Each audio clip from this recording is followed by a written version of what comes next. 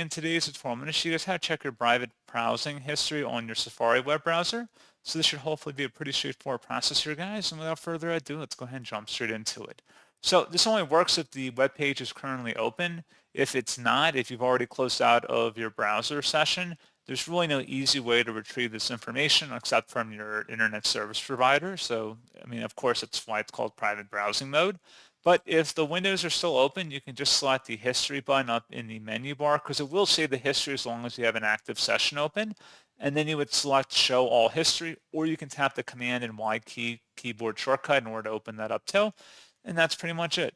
So as always, thank you for watching this brief tutorial. I do hope that was able to help you out, and I do look forward to catching you all in the next tutorial. Goodbye.